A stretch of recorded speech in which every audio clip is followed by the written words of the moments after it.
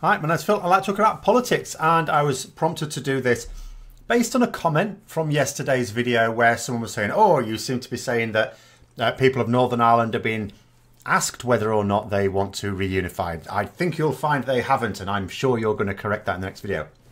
No, I'm not. They've been asked all the time.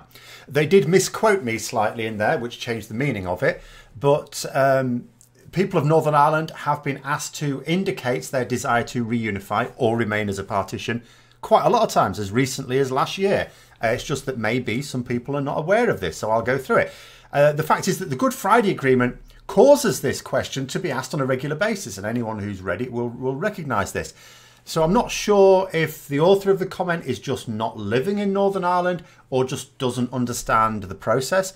I mean, it is quite a sad fact that a lot of people think they understand the democratic processes of their own country, but it often turns out when push comes to shove, very few do. This is something that was brutally exposed during Brexit, of course, where the population are constantly confused about processes because we've got unprecedented event after unprecedented event. And it's throwing everyone into a spin because things are not happening as people expect. And it's really because they don't actually understand how the system works. They just think they do. So it seems that some people think that just because there hasn't been a referendum on the issue yet, that people haven't been asked. But they have, and they continue to be asked on a regular basis. So before I explain those processes, which are happening and will continue to happen, I am going to preface this by saying that the tiny number of viewers who feel compelled to spew vitriolic hate whenever I do videos like this, don't bother. I don't like censorship. I don't actually censor people's comments. An awful lot of comments do get censored, but that's the YouTube algorithm. But I am going to say, I had to do a couple yesterday. If I see anyone threatening violence, if the YouTube algorithm doesn't get you, I will. Disagree with me in very strong terms if you like, but threatening murder, as a couple did yesterday, not on. Not on. But anyway, Northern Irish politics is so polarised around the single issue of reunification or maintaining partition that every single election of any type is a question asked. The second that Republican parties get more votes than Unionist parties, the process, as described in the UK, the Northern Ireland Act, which is what implements the Good Friday Agreement, is triggered. That's just one way.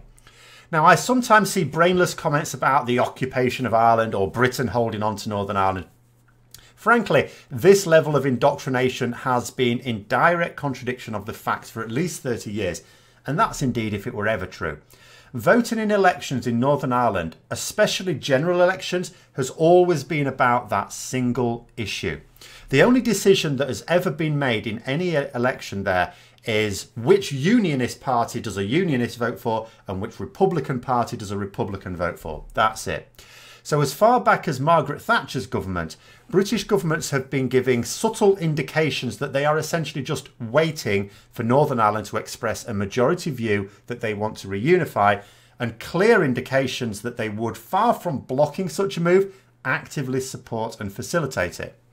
The fact is there is so much bad blood over the situation due to both real and perceived acts on all sides that British governments for over a generation have accepted that it's not only inevitable but desirable.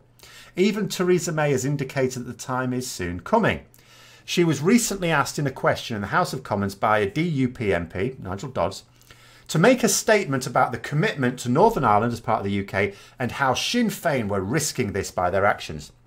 Now, she needs DUP support, and it would have been the easiest thing in the world to stroke their egos and say how important it was that Northern Ireland remains part of the Union.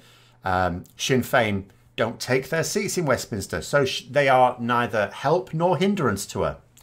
But she didn't. She didn't say that. She gave no words of disappointment about Sinn Féin at all. She simply said that it's important that power sharing get back on track and that all parties needed to work together.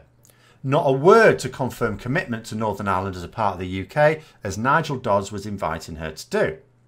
So frankly, when the indication comes that a majority are ready to reunify, whether it be a census showing 51% of the population being Catholic or 51% voting for Republican parties, like I said, politics is so polarised there, that's literally how easy it is to tell. In that situation, the British government will actually breathe a sigh of relief, and go full swing on the referendum to confirm it. Ideally, we can have the second referendum on EU membership before that, just to pad the Remain vote. Brexit in general does complicate the issue of reunification, so that being done and dusted first will certainly help. So every time there is a census or an election, the question is being asked. There are also polls that are conducted all the time as well. Frankly, every election in Northern Ireland has always been about this issue. It's just that since 1998, it's now a formal vote for reunification or maintain partition, enshrined in law. The current failure of Stormont is also a clear indication of this. Frankly, we're into a serious time in the UK. Every part of the Union should be preparing for Brexit. Northern Ireland is the one part that is incapable of preparing and has the most need. Without politicians to declare policy, the civil servants can do nothing. Despite what Brexiteers would have you believe, unelected bureaucrats don't decide policy. Elected politicians do, but there are none. So despite the desperate need for political guidance, the UK government refuses to establish direct rule again.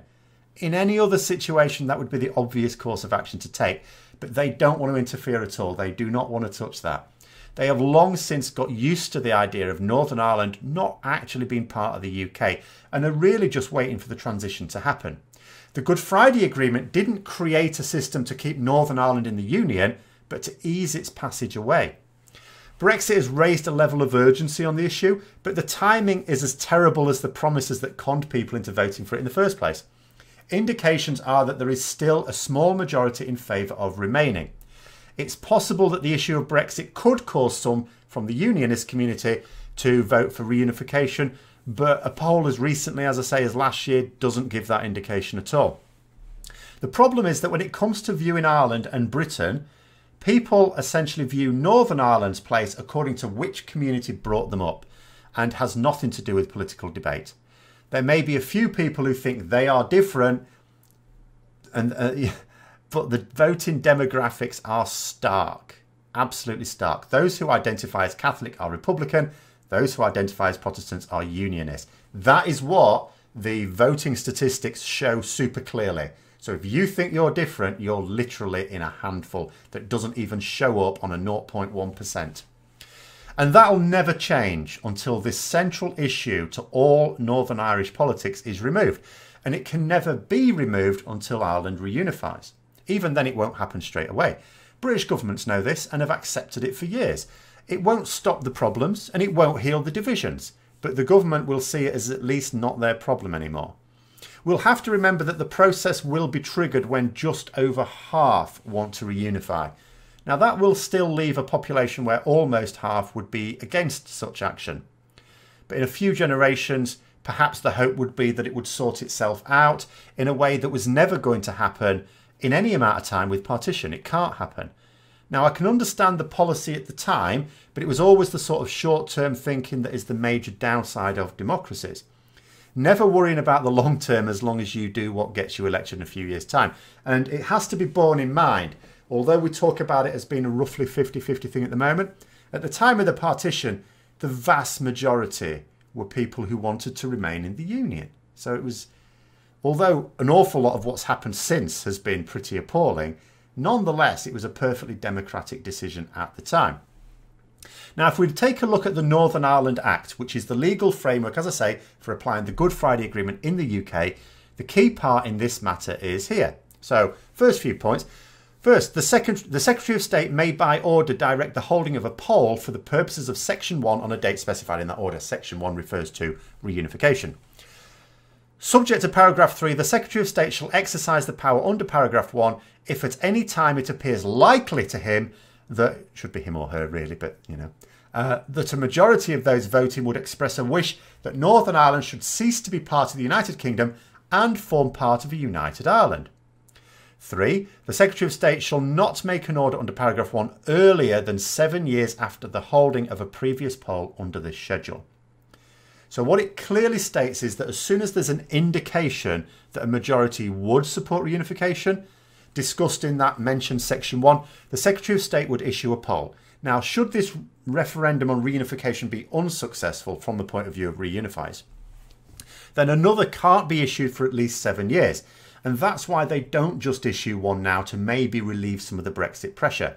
Indicators are still that it would fail, but not necessarily in a few years. In fact, not likely in a few years. There is no suggestion that is also simply in the gift of the government to issue a referendum, but a clear compulsion to do so as soon as there is an indication, it says.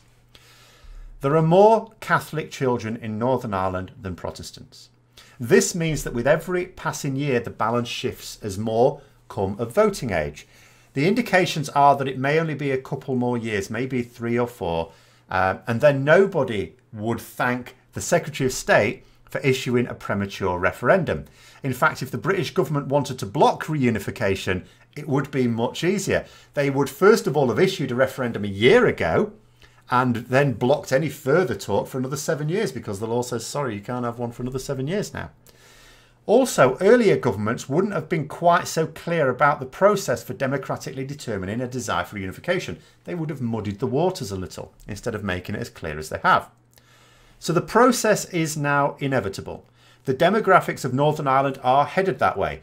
Blame it on Protestants using contraception if you like, but the Catholic population is catching up and not far from overtaking. Now that makes the small number of Republicans who still use violence and wish to ramp it up more than just evil, they're downright stupid. Blinded by hate to the reality that in the next 5 years we will see the conditions for that referendum to be met. We know that. We know how many Catholic and Protestant children there are of each age group because they're already alive and kicking, right? We know that in each year another lot of them comes of voting age. So you can predict exactly when it will happen. And once a majority for reunification is confirmed, then it will take only as long as is needed to legally separate Northern Ireland from the UK and join with the rest of the Republic of Ireland. I mean, that may take a year or two. I would have thought it would happen a little quicker than trying to separate the UK from the EU, because that happened suddenly. No one really expected it. You know, this has been expected. The British government have been expecting this for some time. And in that case, we won't even need to worry about Stormont then. It can stay in mothballs. Finally, what I'd also say is it's also what makes the so-called objections to the backstop for Brexit such a smokescreen. It's just a way of Brexiteers having an excuse to vote against Brexit.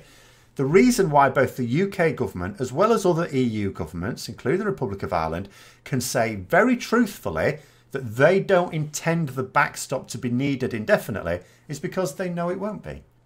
Not because there's another solution, of course there isn't, but because the border issue will go away in a few years as Ireland reunifies. But it is still a few years away. So for those who keep thinking reunifying Ireland solves Brexit, it doesn't. Not yet. So there we go. Hope you found the video interesting. If you did, don't forget to click the like button, subscribe for further content, click the bell notification as well. And until next time, I'll see you later.